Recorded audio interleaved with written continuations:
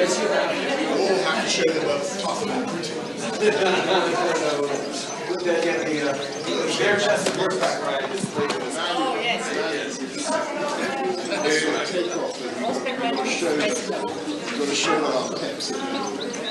En el mundo existen ciertas familias que albergan un gran poder, contando con una gran influencia económica, social y política, siendo en su totalidad las judías estadounidenses quienes toman las grandes decisiones que afectan la vida de las personas en su país y en el resto del mundo.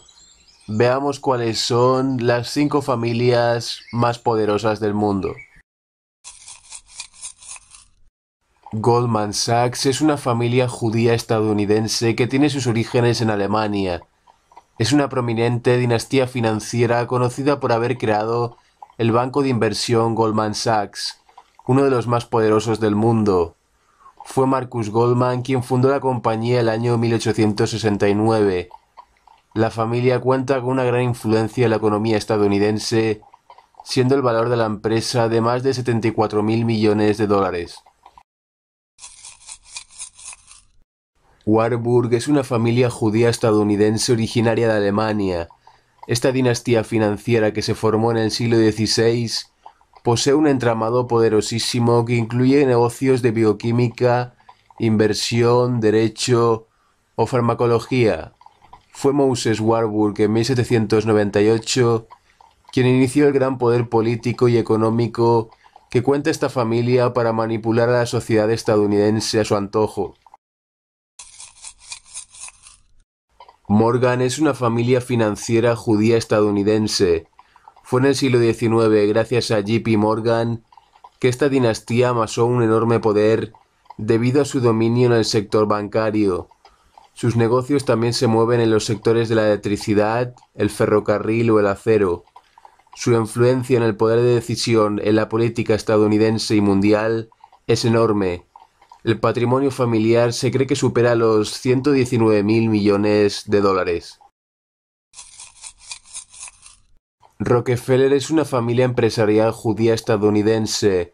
Fue John D. Rockefeller quien en el siglo XIX monopolizó la explotación de petróleo en Estados Unidos, convirtiéndolo en el ser humano más rico de todos los tiempos. Esta dinastía sionista, que tiene un vasto imperio empresarial, con un gran poder de manipulación de los medios de comunicación y la sociedad en general, cuenta con un patrimonio de más de 11 billones de dólares. Rothschild es una familia judía estadounidense originada en Alemania en el siglo XVIII. Es la familia más poderosa del mundo, siendo fundadores de las instituciones financieras más importantes.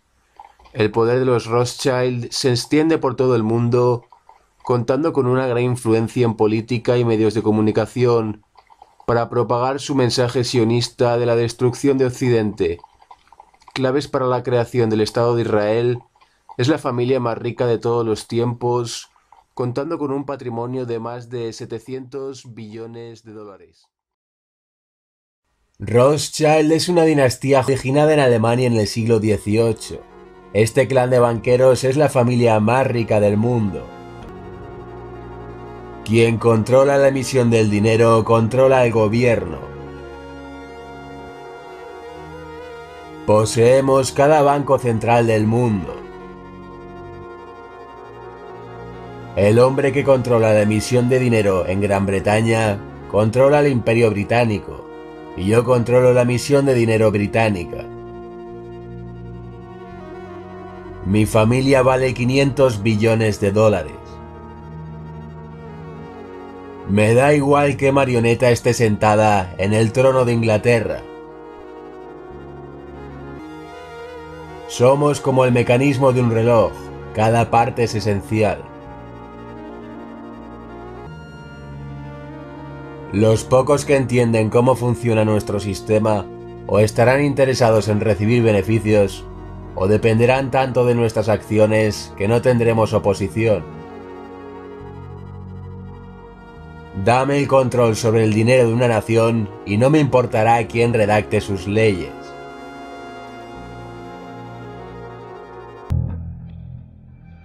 appeared before the Congressional Committee to tell what I knew of activities which might lead to an attempt to set up a fascist dictatorship. The potential for the disastrous rise of misplaced power exists and will persist. The very word secrecy is repugnant in a free and open society.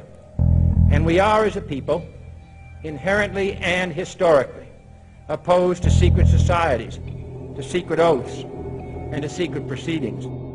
President Bush signed a formal agreement that will end the United States as we know it. And he took the step without approval from either the U.S. Congress or the people of the United States. The secret organizations of the world power elite are no longer secret. It's known as the Bilderberg Group. Could their objective be world domination? I'm Jim Tucker. I've chased Bilderberg for 30 years. I'll never give up the chase. Bilderberg plan for the whole world is nothing less than world government. I'm not comfortable with that at all. Who elected these guys to run the planet? They are the elitists. They feel they should run the world for their own selfish interests. Now we can see a new world coming into view. A world in which there is the very real prospect of a new world order. Bilderberg is making great progress toward a world government, and only an educated, informed public can stop them in their tracks. David Rockefeller admits in his own memoirs that he wants to destroy the United States. Right. He's a traitor. It's good to be back at the Council on Foreign Relations. As Pete mentioned, I've been a member for a long time and was actually a director for some period of time. I never mentioned that when I was campaigning for re-election back home in Wyoming. Let us never tolerate outrageous conspiracy theories.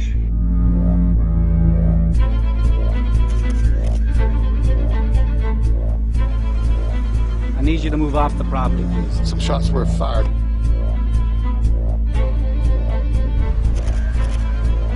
This Bilderberger's right there.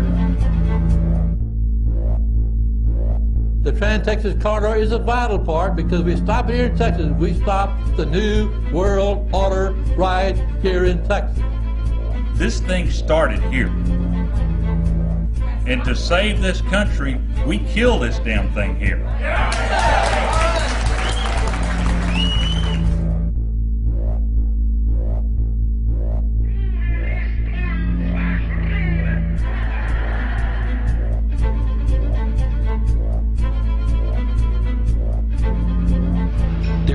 A chance for the President of the United States to carry out a phrase his father used, and that is a new world order.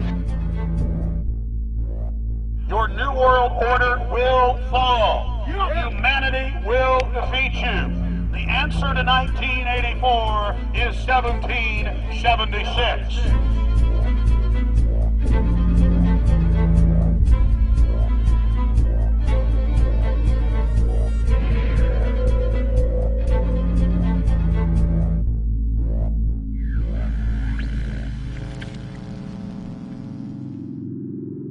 In the near future, Earth is dominated by a powerful world government. Once free nations are slaves to the will of a tiny elite. The dawn of a new dark age is upon mankind. Countries are a thing of the past. Every form of independence is under attack, with the family and even the individual itself nearing extinction. Close to 80% of the Earth's population has been eliminated. The remnants of a once-free humanity are forced to live within highly controlled, compact, prison-like cities. Travel is highly restricted. Superhighways connect the megacities and keep the population from entering into unauthorized zones. No human activity is private. AI supercomputers chronicle and categorize every action. A prison planet dominated by a ruthless gang of control freaks, whose power can never be challenged. This is the vision of the global elite, their goal. A program of total dehumanization, where the science of tyranny is law. A worldwide control grid, designed to ensure the overlord's monopoly of power forever. Our species will be condemned to this nightmare future unless the masses are awakened to the New World Order master plan and mobilized to defeat it. Erected by a secretive group, the Georgia Guidestones are a testament to the elite's plan for a world religion, global laws, with a global court and army to enforce it. And set in stone, it is written that the population never rise above 500 million.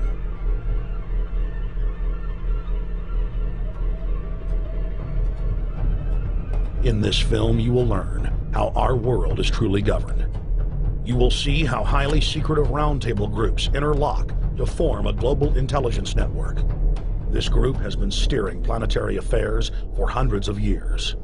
Now, in the final stage, they prepare for open world government. A goal tyrants throughout history have lusted after. Dr. Michael Kaufman is a published ecologist specializing in ecosystem research, forest ecology, and ecosystem classification. Dr. Kaufman played a key role in blocking the ratification of the Convention on Biological Diversity in the U.S. Senate. The concept of a New World Order has been around for centuries. It's been receiving tremendous play over the last half of the 20th century. George Bush, the first senior president, George Bush, used it a lot in his speeches and really implies that he really wants to see a order in which we have a universal or a global type of governance in which every human being on planet Earth is ultimately responsible to policies that are being formulated at the international level. It is a big idea, a new world order.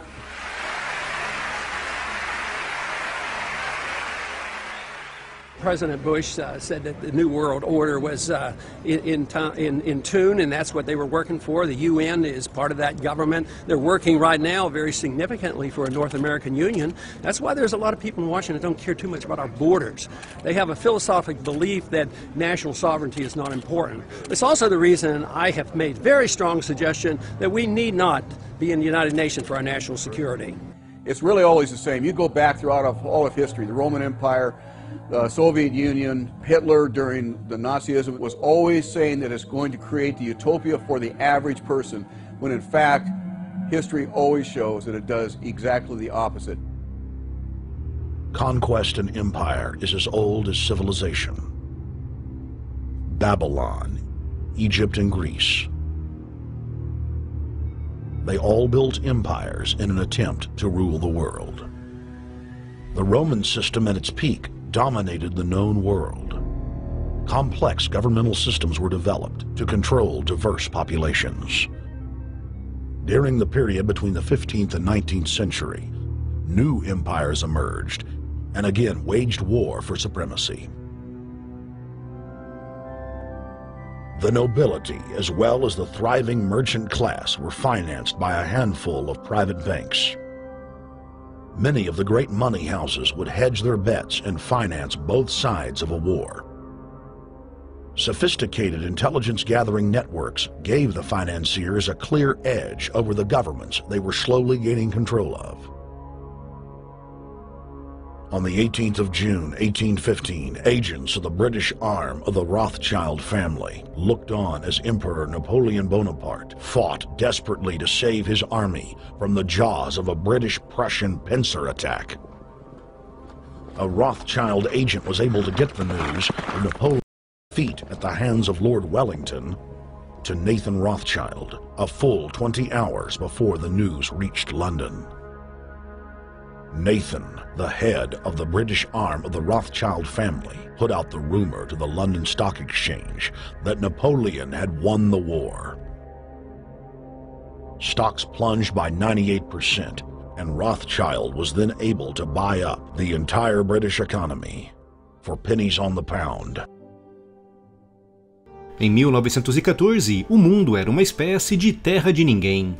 Cada país, principalmente na Europa, tinha suas reivindicações próprias, com interesses que, na maioria dos casos, chocavam-se entre si. Isso levou o mundo à Primeira Guerra Mundial, um conflito que colocou de um lado o Império Austro-Húngaro e a Alemanha, frente a uma coligação de países liderada pela Inglaterra, a França e a Rússia. Foi o mais brutal e destrutivo conflito da humanidade até aquela data, com os combates se espalhando por muitos continentes como a África e a Ásia. Quando terminou em 1918, o saldo de baixas era de inacreditáveis 40 milhões, deixando um trauma e uma cicatriz terrível no mundo. Os líderes mundiais não queriam que isso se repetisse, e por isso criaram em 1919 a chamada Liga das Nações, que deveria servir como um fórum aberto de discussão e debate para intermediar questões conflitantes que de outra forma poderiam levar à guerra.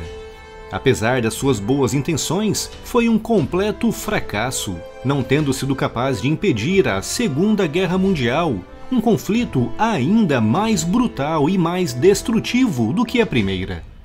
Em 1945, continentes inteiros estavam devastados, e os líderes, novamente com a intenção de evitar que um novo conflito como esse ocorresse, enterraram a Liga das Nações e criaram as Nações Unidas. Inicialmente começou com 51 países membros, mas rapidamente se expandiu, principalmente a partir dos anos 60 e 70, com o fim do colonialismo europeu na África e o nascimento de novas nações. Apesar de incluir praticamente todos os países do mundo, o Conselho de Segurança, o órgão responsável por evitar conflitos armados, foi criado à volta de apenas 5, com 10 outros países se revezando em turnos de 2 anos. Os membros permanentes foram e ainda são os Estados Unidos, o Reino Unido, a França, a China e a União Soviética, representada atualmente pela Rússia. Países representando 2 blocos com interesses antagônicos em praticamente todos os aspectos, o que resultou durante quase 40 anos na quase completa paralisação desse órgão, com praticamente nenhuma decisão importante tendo sido tomada, já que as resoluções oficiais dependiam do acordo incondicional de todos os 5 membros permanentes. Isso significou que durante a Guerra Fria, grandes conflitos envolvendo o bloco comunista e o bloco capitalista, como por exemplo a Guerra da Coreia, a Guerra do Vietnã e a invasão soviética do Afeganistão, bem como conflitos sangrentos no continente africano, não foram evitados, discutidos ou intermediados pelo Conselho, já que esbarravam sempre em vetos de um ou do outro bloco. À exceção de conflitos relativamente marginais para a época, como no Oriente Médio, o Conselho de Segurança da ONU foi incapaz de fazer aquilo para o qual foi criado, que era servir de local de debate e intermediação para evitar grandes guerras. E mesmo depois do fim da Guerra Fria e já no século XXI, o Conselho de Segurança da ONU provou mais uma vez a sua ineficiência, quando os Estados Unidos e o Reino Unido invadiram o Iraque em 2003, ignorando completamente a opinião daquele conselho. De modo geral, o Conselho de Segurança da ONU só é mais atuante em conflitos onde as grandes potências não estão envolvidas, como em algumas regiões mais pobres da América Latina, por exemplo no Haiti, onde o Brasil esteve por 13 anos liderando uma missão de paz composta por cerca de 10 mil militares e civis, e também na África, em países como a Somália, o Sudão, o Congo e a República Centro-Africana, o que tem permitido à ONU atender populações extremamente pobres, dando a esses povos acesso a vacinas, água potável e, em alguns casos, ajudas diretas em questões de alimentação. No entanto, se algum conflito tiver participação direta de países como os Estados Unidos, a Rússia ou a China, a incapacidade de tomar decisões é terrível, como por exemplo na Síria, onde a Rússia vetou por 13 vezes medidas de cessar-fogo sugeridas por outros membros do Conselho de Segurança. A ONU tem ainda outros 4 órgãos: o Conselho Econômico e Social, o Secretariado, o Tribunal Internacional de Justiça e a Assembleia Geral, com o Conselho de Administração Fiduciária suspenso desde 1994 após a independência do Palau, o último território sob tutela da ONU. A Assembleia Geral é onde os Estados-membros se reúnem, normalmente numa sessão ordinária anual, onde todos os membros podem deliberar sobre questões que consideram pertinentes, sempre sob a tutela do Secretário-Geral, um cargo normalmente ocupado por um período de 5 anos. Nessa Assembleia são também votadas recomendações, que podem ser aprovadas desde que consigam uma maioria de 2/3 dos presentes, que geralmente envolvem questões ambientais, de segurança e eleições de membros de órgãos, recomendações que não têm peso de lei. O único órgão que pode realmente impor resoluções é o Conselho de Segurança, mas como já referi aqui, esse conselho provou ser ineficaz em conflitos importantes envolvendo as grandes potências, o que significa que na prática não está cumprindo na totalidade aquilo que prometeu fazer. Y cuando repartió riquezas con todo aquello que le acusaban y fue recibido oficialmente otra vez en la comunidad internacional, el desaparecido coronel Gaddafi dijo un discurso que tal vez generó las consecuencias que ahora ha sufrido. Dijo demasiadas cosas que no estaban tampoco acostumbrados a oír ahí.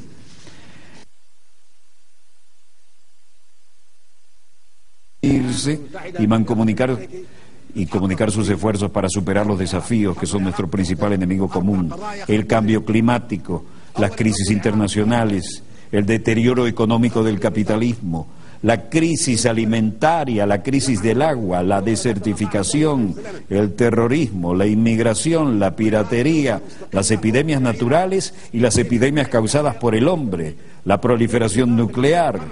Tal vez la gripe H1N1 fue un virus creado en un laboratorio que quedó fuera de control y que originalmente se había concebido como un arma militar. Entre esos retos también cabe citar la hipocresía, la pobreza, el miedo, el materialismo y la inmoralidad. Como se sabe, las Naciones Unidas fueron fundadas 3 o 4 países. Ellos fueron los que la fundaron, que a la sazón estaban contra Alemania. Las Naciones Unidas fueron creadas por naciones que se unieron contra Alemania en la Segunda Guerra Mundial. Constituyeron un órgano denominado Consejo de Seguridad, que convirtió a esos países en miembros permanentes y le otorgó el derecho de veto. Nosotros no estábamos presentes en ese momento. Las Naciones Unidas se configuraron de acuerdo con esos países que tenían la intención de que nos sumáramos a los planes originales. Esa es la esencia real de las Naciones Unidas cuando se fundaron hace más de 60 años. Eso sucedió en ausencia de unos 165 países a razón de 1 a 8, es decir, 1 estaba presente y 8 estaban ausentes. Esos países redactaron la carta, de la cual tengo aquí una copia. Al leer la Carta de las Naciones Unidas, se puede constatar que el preámbulo de la carta difiere de sus artículos. ¿Cómo surgió la carta? Todos los que asistieron a la Conferencia de San Francisco en 1945 participaron en la redacción del preámbulo, pero dejaron los artículos y el reglamento interno del llamado Consejo de Seguridad en manos de los expertos, los especialistas y los países interesados, países que habían establecido el Consejo de Seguridad, los que se habían unido contra Alemania. El preámbulo es muy atractivo, nadie lo objeta, pero todas las disposiciones que aparecen después lo contradicen completamente. Rechazamos esas disposiciones y nunca las respaldaremos. Se volvieron obsoletas después de la Segunda Guerra Mundial. En el preámbulo, por ejemplo, se afirma que todas las naciones, pequeñas o grandes, son iguales. ¿Somos iguales en lo que respecta a los pueblos y en los puestos permanentes del Consejo de Seguridad? No, no lo somos. En el preámbulo se afirma por escrito que todas las naciones son iguales, sean pequeñas o grandes.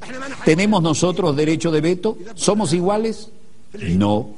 En el preámbulo se dice que tenemos igualdad de derechos, ya sean en nuestros países grandes o pequeños. Eso es lo que se declara y lo que acordamos en el preámbulo. Por tanto, el veto en el Consejo de Seguridad contradice la Carta.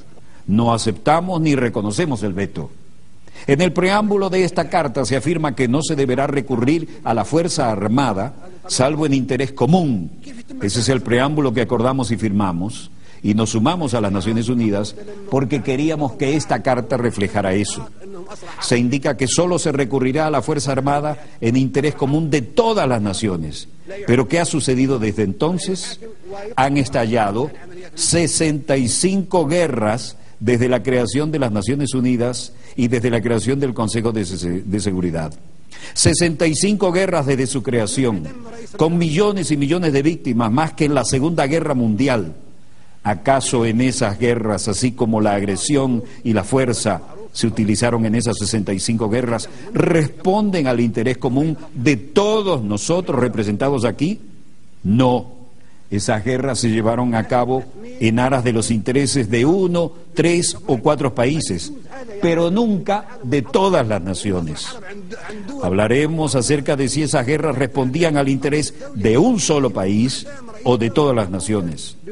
Esto contradice de manera flagrante la Carta de las Naciones Unidas que firmamos, y a menos que actuemos de conformidad con esta Carta de las Naciones Unidas que acordamos, lo rechazaremos y no temeremos hablar con nadie en términos que no sean diplomáticos. Ahora hablamos del futuro de las Naciones Unidas. No debe haber hipocresía ni diplomacia, porque se trata de la cuestión importante y vital del futuro del mundo, del planeta. La hipocresía dio lugar a estas 65 guerras que han estallado desde la creación de las Naciones Unidas. Si un país, Libia por ejemplo, agrediera a Francia, entonces la organización entera respondería porque Francia es un Estado miembro soberano de las Naciones Unidas y todos compartimos la responsabilidad colectiva de proteger la soberanía de todas las naciones. Sin embargo, se han emprendido 65 guerras de agresión sin que las Naciones Unidas hayan hecho algo por impedirlas. Otras 8 grandes guerras violentas cuyas víctimas suman unos 2 millones de personas han sido emprendidas por Estados miembros que disfrutan de los poderes de veto en el Consejo de Seguridad. Esos países que pretenden que creamos que tratan de mantener la soberanía e independencia de los pueblos, utilizan en realidad la agresión contra los pueblos. Ingresamos a las Naciones Unidas porque pensamos que éramos iguales, solo para comprobar que un país puede objetar todas las decisiones que adoptemos todos en la Asamblea General. ¿Quién le dio a los Estados miembros permanentes del Consejo de Seguridad esa condición? 4 de ellos se concedieron esa condición ellos mismos. El único país que nosotros en esta Asamblea elegimos con la condición de Estado miembro permanente en el Consejo de Seguridad es China. Ello se hizo democráticamente, pero los demás puestos no los impusieron de manera no democrática a través de un procedimiento dictatorial llevado a cabo en contra de nuestra voluntad, y no debemos aceptarlo. La reforma del Consejo de Seguridad que necesitamos no es la de un aumento del número de miembros, lo que solo empeoraría las cosas, para utilizar la expresión común. Sencillamente perpetuaría la proliferación de la superpotencia. Por consiguiente, rechazamos que se aumente el número de puestos permanentes. La solución no es contar con más puestos permanentes, lo que sería muy peligroso. Aumentar las superpotencias aplastaría a los demás pueblos de los países pequeños, vulnerables y del tercer mundo, que se están agrupando en lo que denominamos el grupo de los 100. 100 países pequeños que se unen en un foro que un miembro ha denominado el Foro de los Países Pequeños. Eso es parte de lo que dijo. Tal vez al volver a ser parte de la comunidad internacional, ese discurso llegaba a su independencia absoluta, y tal vez fue algo que marcou su futuro magnicidio. Nós estamos exatamente hoje com uma sobrecarga na capacidade de seres humanos no planeta. Hoje, e se nada for feito para reduzir esta população, então estaremos sobrecarregando mais ainda o que já está sobrecarregado.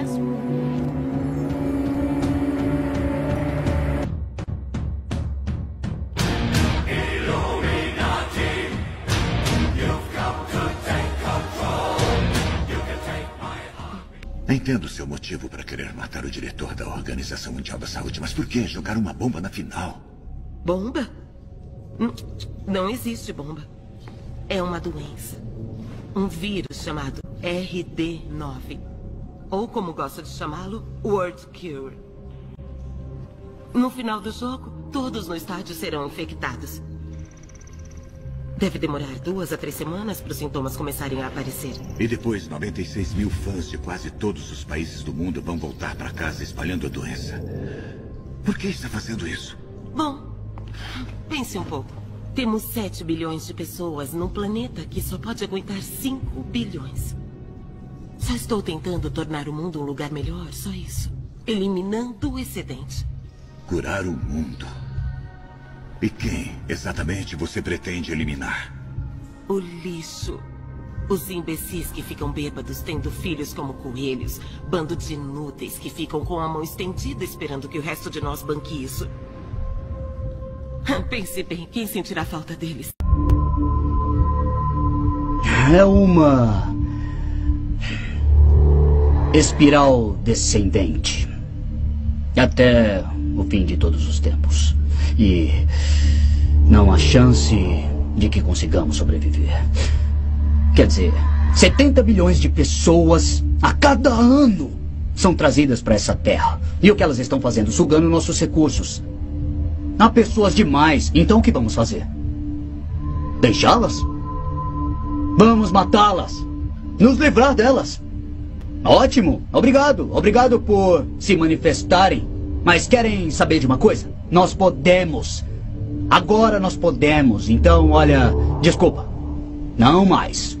Não mais. E é isso que eu vou fazer. Por que não? Esse é o meu plano. E é isso que eu vou fazer. Vamos limpar o mundo.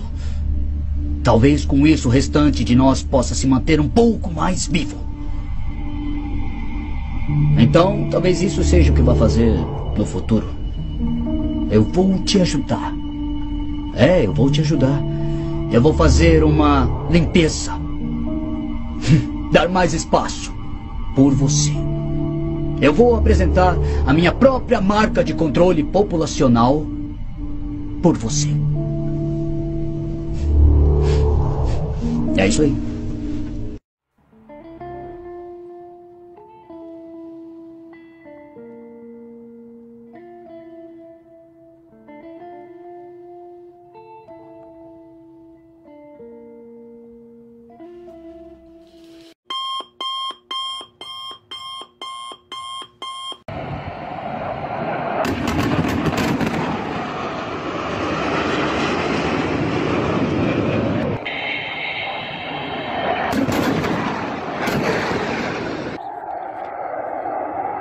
Нихуя себе.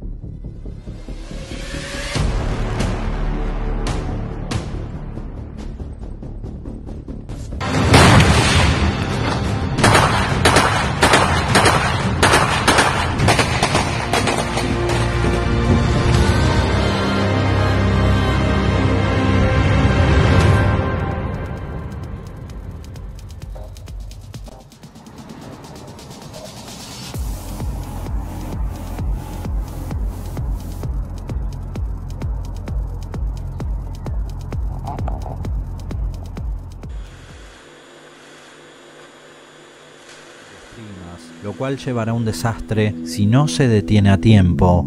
Por otra parte, Mario Kolanovic, quien es subdirector general de estrategia y analista senior en JP Morgan Chase, el banco de los Rockefeller, ni más ni menos, en el último tiempo se hizo famoso por explicar y predecir cómo se comporta el mercado, crecientemente dominado por algoritmos de inteligencia artificial y estrategias automatizadas. Ahora, predijo el escenario económico global más temido. La próxima recesión tendrá una caída súbita sin precedentes y probablemente causará conflictos sociales nunca vistos en los últimos 50 años. Estas son las declaraciones de ni más ni menos que el subdirector general del Banco de los Rockefeller. Imagínense cuánta importancia hay que darle a todo lo que dice Kolanovic. Dice que básicamente ahora mismo hay grandes grupos de inversores que son puramente mecánicos. Con el auge de la inteligencia artificial, todas las operaciones están automatizadas, por lo cual eso puede generar una gran caída en los mercados.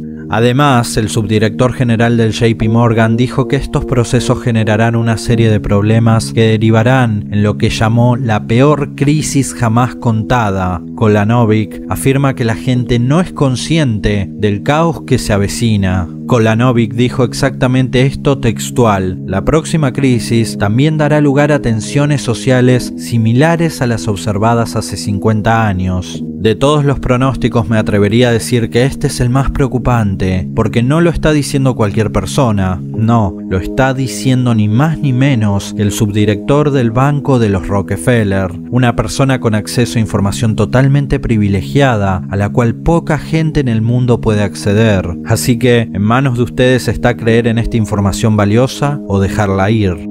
Peter Schiff, experto en economía, inversionista y escritor estadounidense, predijo la crisis en 2008 con su libro titulado Crash Proof: Cómo obtener ganancias del colapso económico venidero. Este libro lo publicó en 2007. Un año después ocurrió la crisis. Schiff, ahora en la actualidad, asegura que Wall Street y la economía estadounidense están al borde de la recesión y que lo que hemos visto en 2020 es solo un 1% de lo que se viene.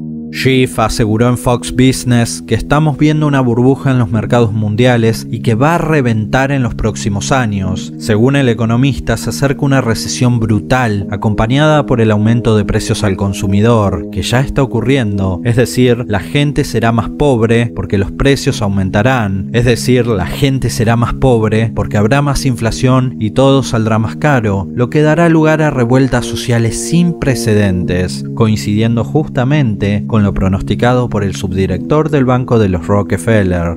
Será un completo caos, pero no solo las grandes potencias estarán involucradas en esta crisis. Tratándose de un mundo totalmente globalizado, los países emergentes de América Latina no se quedarán afuera de esta terrible crisis.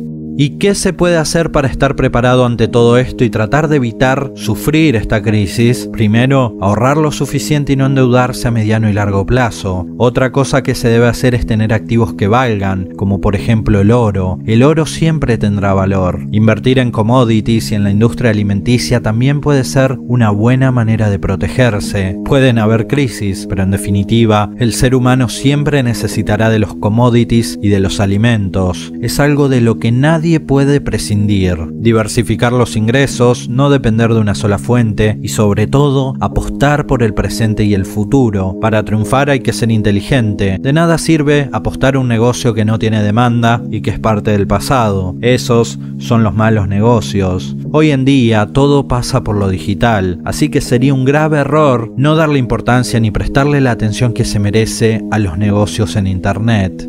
La economía está a punto de estallar en cualquier momento, y no soy yo el que lo dice, ni es una sola persona, son varias y son las personas más influyentes del mundo de la economía los que coinciden en que un colapso financiero brutal está a punto de llegar y posiblemente lo hará antes de 2023. Esto, como siempre pasa en las crisis, va a tener ganadores y perdedores. Los especuladores más expertos siempre saldrán fortalecidos. Sin embargo, la gente inteligente también puede verse muy favorecida por el escenario de catástrofe que se avecina. Actualmente Estados Unidos con Biden está muy débil económicamente y la guerra comercial y tecnológica con China es lo que llena de interrogantes a todo el mundo y sobre todo a los mercados, lo que crea inestabilidad. Por otro lado, la situación de Europa es compleja. El viejo continente no goza de la estabilidad social, cultural y política de la que gozaba hace años, y esto se debe a la crisis de la Unión Europea y a las flexibilidades en las migraciones, algo que no se debe permitir y algo que la ONU quiere imponer a como dé lugar, lo que está llevando a Europa a la decadencia más absoluta. Y aunque parezca que no, todos estos hechos tienen una repercusión en los mercados. Imagínense las revueltas sociales de las que seremos testigos castigos. La gente no tendrá ni para comer, se desesperarán, y ahí es donde la élite aprovechará el momento oportuno para aplicar más censura y control en Internet para pasar al siguiente nivel de la agenda global, que es justamente acabar con la libertad de los individuos.